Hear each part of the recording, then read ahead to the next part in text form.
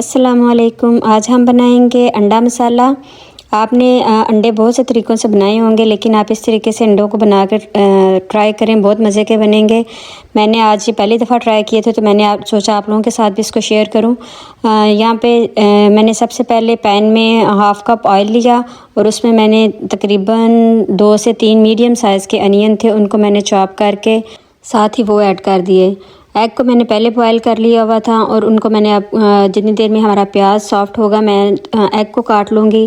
میں نے یہاں پہ 7 ایگ کا بنایا تھا، اور جتنی دیر میں ہمارے ایگ کٹے ہیں، ساتھ میں پیاز جو ہے وہ سافٹ ہو گیا۔ اس کے بعد میں نے یہاں پہ تقریباً 3 ٹماٹر لے کے اور ان کو چاپ کر کے وہ ڈال دیا تھا مسالے میں، اور ساتھ میں ہمارے وہی ایز یوزول مسالے، نمک، مرچ، ہلدی جو آپ ریگولر یوز کرتے ہیں، انہی مسالوں کے ساتھ میں نے اس کو بنایا تھا۔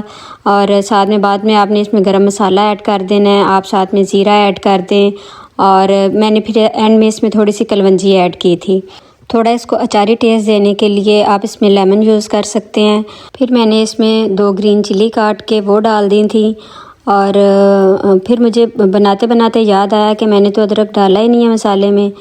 پھر میں نے ساتھ ہی اس میں ادرک کو ایڈ کیا۔ آپ لوگوں کے ساتھ بھی ایسا ہوتا ہے کہ آپ کوکنگ کرتے کوئی چیز، کوئی مسالہ بھول جاتے ہیں، بعد میں یاد آتا ہے۔ میرے ساتھ اکثر ہو جاتا ہے، میں بھول جاتی ہوں، پھر میں اس کو بعد میں ایڈ کر دیتی ہوں۔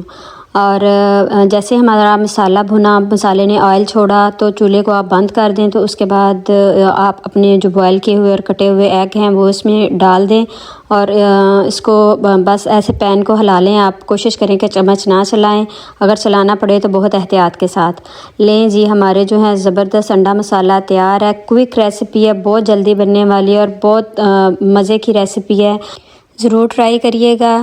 اور ملتے ہیں نئی ریسیپی میں، دعاؤں میں یاد رکھیے گا۔ تب تک کے لیے اللہ حافظ۔